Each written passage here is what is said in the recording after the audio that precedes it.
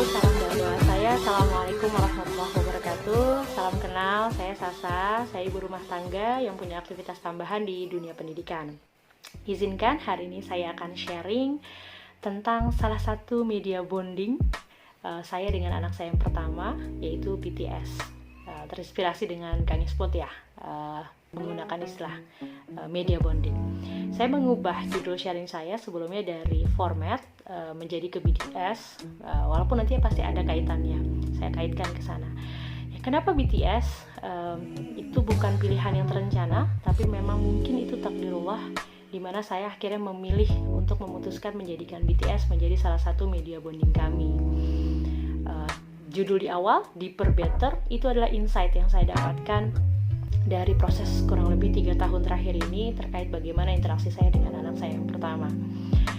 Tadi dulu, BTS yang dimaksud bukan BTS yang Base Transceiver Station, pemancar itu, juga bukan BTS yang behind the scene, walaupun mungkin nanti akan bisa juga sih dengan sharing ini jadi behind the scene of BTS gitu ya.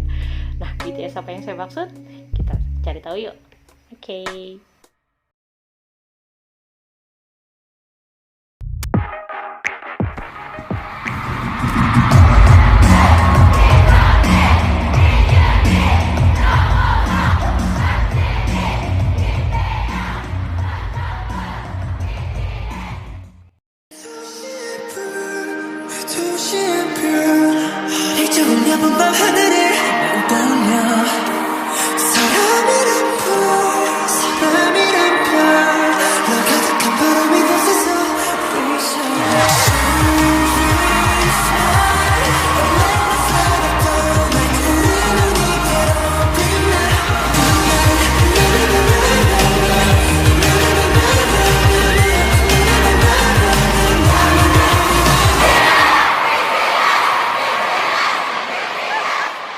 Jadi udah tahu ya, BTS yang dimaksud adalah Bangtan Boys atau Bangtan Sonyeondan. Hana, do, set, annyeonghaseyo, Bangtan Sonyeondan imnida. Itu adalah greetingnya mereka. Salah satu grup K-pop dari Korea Selatan yang berisi 7 orang, yang lagi hits banget, yang mereka pernah diundang sama PBB untuk ngasih speech di UNICEF tentang Generation Unlimited, yang itu sampai speech-nya dijadiin bahan ujian soal di Korea, di Singapura, di Thailand gitu, saking berbobotnya. Sok atau dilihat, buat saya memang itu menarik sekali. Dan BTS ini juga yang sekali ngepost TikTok itu sampai 69 juta orang yang follow, 11 juta yang nge-like, dan itu katanya sebanding yang 790 juta sekali posting. Wow gitu ya. Dan si BTS ini juga yang bikin ada konflik di awal saya sama anak saya yang pertama. Kenapa? Ketika anak saya kita biasanya kegiatan menarik untuk ke toko buku tidak lagi menjadi menarik karena adu argumentasi, karena anak saya pengen beli buku BTS yang harganya mahal, tapi saya pikir kan faedah banget gitu ya. Atau ketika anak saya minta nunjukin MV-nya BTS dan minta downloadin, dan saya nggak setuju. Kenapa? Karena saya bilang, kakak ini kenapa gitu, laki-laki cantik amat gitu ya gitu. Kan kita nggak boleh kan laki-laki menyerupai perempuan, perempuan menyerupai laki-laki gitu. Dan semua itu persepsi karena informasi yang saya dapat ya tadi, laki-laki cantik, laki-laki dandan, Illuminati, LGBT, dan operasi plastik. Nah di situ memang akhirnya agak jauh tuh, agak renggang, karena dia punya kesukaan tapi blocking, kenapa sih gitu segala macam bla bla bla. Tapi akhirnya saya realize kan ada apa ya gitu, masa sih karena topik ini kok jadi menjauh, apa yang harus saya lakukan gitu. Akhirnya saya memutuskan untuk riset, mencoba memahami. Kalau dari format gitu ya, ada how, what, why, dan what if. Saya coba mencari tahu apa ya how yang membuat si kakak sangat menyukai. Apakah karena teman-temannya? Ternyata nggak juga, karena di saat itu justru karena dia suka BTS, dia banyak dibully karena cuma beberapa orang yang suka BTS.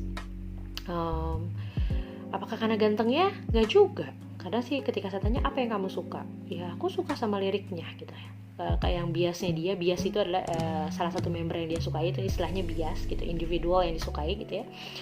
Itu bukanlah sesuatu yang menonjol, dia rappernya dan dia nggak terlalu menonjol. Tapi saya coba jadi, berarti dari liriknya ya. Sehingga dari situ saya coba melakukan riset. Intinya saya mempelajari, saya coba nonton nonton MV-nya, saya coba mempelajari liriknya dan lain sebagainya.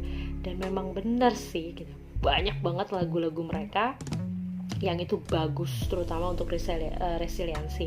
Intinya bouncing back-nya lagi mereka ketika menghadapi bulian dan lain sebagainya. Ketika mereka susah lah ya perjalanan hidup mereka untuk sampai ke sekarang, dari tahun debutnya 2013 ke sekarang.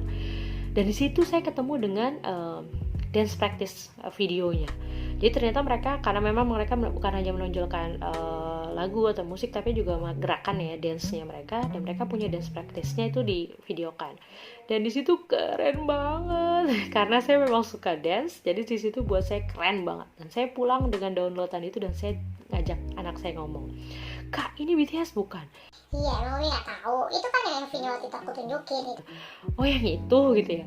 Keren banget ya, Kak. Ternyata mereka cakep ya, Kak, kalau misalnya kayak nggak dandan gitu ya. Dan di situ dia juga mulai terbuka. Nah, saya mengatakan, nah ini Kak, bukan Uminya nggak suka sama BTS-nya kok loh Kak, tapi Umi nggak terlalu suka nggak terlalu nyaman dengan mereka kalau dandan. Kan kalau mereka dandan casual gini, keren banget, dance mereka lebih keren dan lain sebagainya. Dari situ mulai agak cair dan agak terbuka.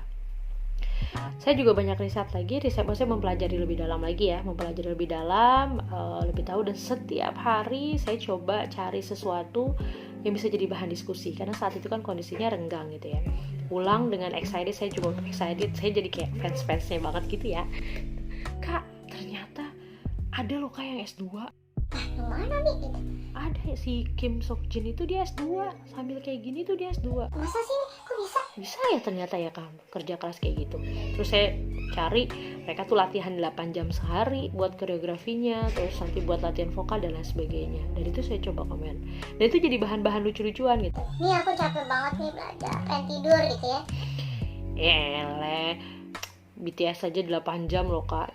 Umi mah. Gitu. Jadi bercanda-bercanda gitu. Jadi lucu aja, jadi lebih nyambung. Jadi nggak pakai berantem, nggak pakai tarik urat gitu, tapi bisa nyambung dan lain sebagainya. Dan ternyata gitu, saya juga menemukan fakta, ternyata mereka adalah grup yang tidak operasi plastik gitu. Di situ, Kak, Umi baru tahu ternyata mereka nggak operasi plastik.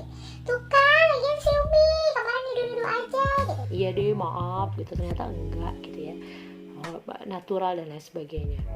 Tapi saya juga menyampaikan Kak poin-poin yang misalnya LGBT. Saya bilang, Kak, tapi si RM leadernya mereka tuh menyatakan loh Kak kalau mereka mendukung LGBT. Menurut Kakak gimana? Dan dia komentar, Nggak tahu sih, mah kasihan banget ya nih, kenapa mesti kayak gitu sih gitu, ganteng-ganteng tapi kok LGBT gitu. Nah itu keluar dari mulut dia, dan buat saya itu membahagiakan, karena saya nggak perlu berbusa, tapi saya jadi tahu statement dia seperti apa gitu. Kayak gitu untuk masalah LGBT. Intinya saya mendapatkan insight bahwa sejak itu ketika saya mau memperdalam wawasan saya mencoba menyamakan apa yang dirasakan, apa yang dipersepsi dia, hubungan saya menjadi lebih baik. Bisa secara umum saya bisa sampaikan, tidak ada satu hari pun dia tidak curhat sama saya, walaupun dari hal yang remeh gitu ya. Umi, si J-Hope dapet hate komen menyebalkan gitu. Oh gitu, apa gimana kak gitu kan ya, gini, terus apa yang kakak rasain, menurut kakak gimana, terus J-Hope-nya gimana kak, dan lain sebagainya. Dan saya banyak mengalihkan untuk ke positifnya tadi, kerja kerasnya, terus attitude mereka ketika mereka bertemu dengan fans yang muslim. Ketika mereka bertemu fans muslim misalnya mengatakan bahwa kita nggak boleh sentuhan, mereka yang ngasih statement itu. Jadi ada satu harus foto gitu, si salah satu membernya bilang dia muslim, jadi kita nggak boleh nyentuh gitu. Dan saya apresiasi banget itu tuh Kak, mereka bisa memahami kalau kita seorang muslim nggak perlu sampai sentuhan kayak gitu. Dan itu Umi kagum banget sama mereka gitu. Dan di situ akhirnya banyak terbuka. Intinya sih saya merasa akhirnya ketika saya mencoba menyelami, itu justru jadi banyak. Kan kalau teori parentingnya gitu, kita tidak boleh banyak ngasih, tidak, tapi kasih alternatif solusinya, pengalihannya seperti apa. Dan saya merasakan itu buat saya pribadi.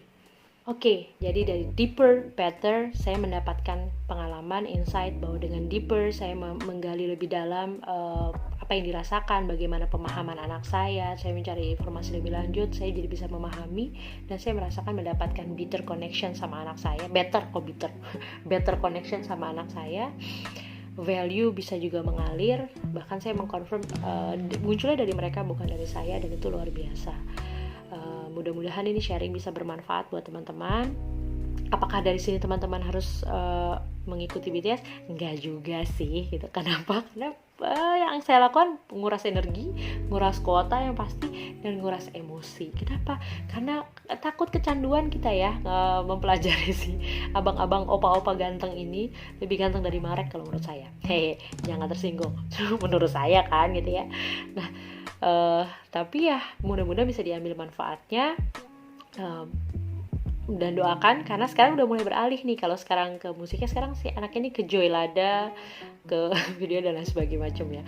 Karena dari BTS ini memang dia berkembang luar biasa. Jadi bisa bahasa Korea, bahasa Hangul, dia mash up video, dia mash up lirik, bikin code color dan lain sebagainya. Dan buat saya itu luar biasa, dan itu yang saya tekankan untuk bisa berkembang. Jadi banyak hal positif untuk konteks ini, dan saya memang fokus ke sana untuk akhirnya dia sendiri yang memilah mana yang positif, mana yang negatif. Contohnya di konser kemarin yang kita udah siapin 12 jam 2 hari, kuota kita siapin. Daripada kalau konsernya mahal ya mumpung gratis kita siapin aja gitu ya. Tapi dia milih sendiri, nggak usah deh Mi, aku nontonin jam segini sampai jam segini aja. Alhamdulillah buat saya, berarti dia sudah bisa memilah.